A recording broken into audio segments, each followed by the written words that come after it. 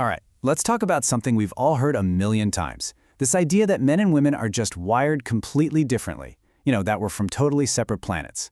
But is that actually true? Or is there a different story the science tells us? Let's get into it. So this is the big question, right? It really does shape so much of how we think about ourselves, our relationships, even our jobs. So we're going to dig in and see what decades of actual psychological research have to say. I mean, this phrase is everywhere. It's become this easy cultural shorthand for a huge, unbridgeable gap between men and women. But what if that whole idea is just, well, wrong? What if it's been hiding a much more interesting and way more accurate story all along? Okay, so let's shift gears from pop culture and look at the hard data. For the longest time, science was kind of obsessed with finding differences. But a funny thing happens when you flip that question on its head and ask, well, what about the similarities? And this is where things get really interesting. A psychologist named Janet Shibley-Hyde decided to challenge that old way of thinking. She proposed what she called the gender similarities hypothesis, which was a pretty radical idea at the time.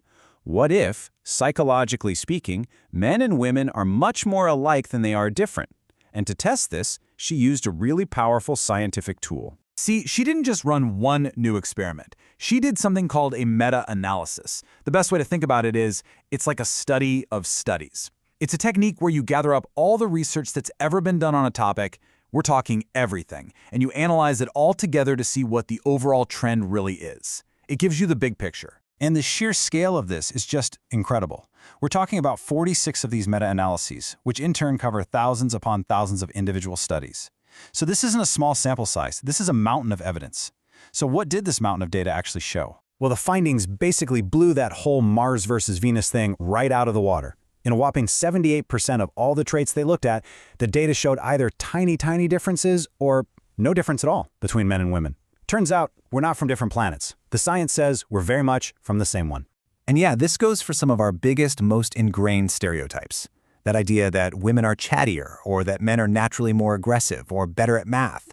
When you actually look at all the combined data, those stereotypes they don't hold up. The differences are practically non-existent. But what's really wild is that this might feel like a super modern discovery, but the seeds of this idea were actually planted almost 100 years ago.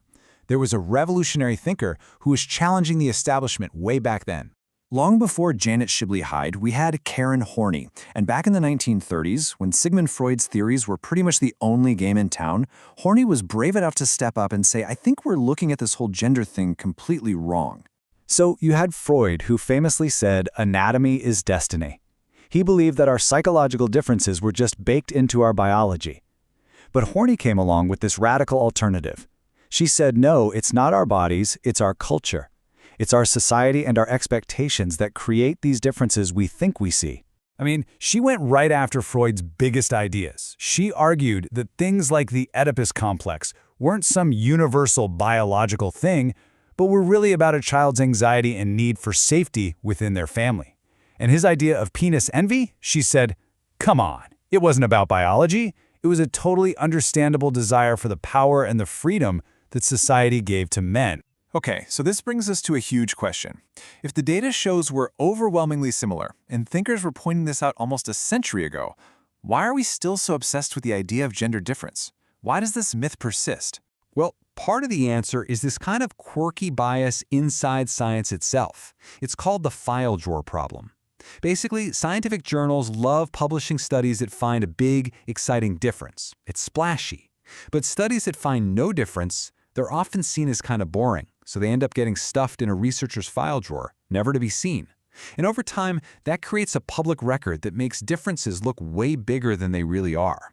But it's not just about the science journals. There's something else going on, something much more personal. It turns out our beliefs don't just sit there. They can actively shape the world around us. It's a classic self-fulfilling prophecy. Just take the old stereotype about girls being bad at math. If a society believes that, parents and teachers might, even without realizing it, not encourage girls as much in math. A young girl might pick up on that, start to doubt her own abilities, and maybe shy away from tougher math classes. And then, down the line, she might not perform as well, not because she couldn't, but because the initial belief created a reality where she wouldn't.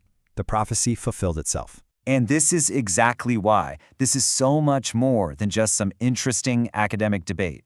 Believing in these overinflated gender differences has real, actual costs in people's everyday lives. Just like Janet Shibley-Hyde points out, these myths can hold women back in their careers. They can create so much unnecessary conflict in relationships, making us feel like our partners are aliens we can't possibly understand, and they can really damage the self-esteem of kids and teenagers who feel like they don't fit perfectly into these rigid little boxes. Which brings us right back around to Karen Horney. Listen to what she wrote all the way back in 1935. It's just amazing. She basically said our constant obsession with trying to define masculine and feminine is the very thing holding us back from understanding ourselves and from just becoming our full, authentic human selves. So in the end, the data is pretty clear. We're mostly similar, and the costs of pretending otherwise are really high. So the question I want to leave you with is this: what could we all build? What could we achieve if we stopped focusing on that tiny, tiny sliver of difference and started building on the huge, solid foundation of everything we share?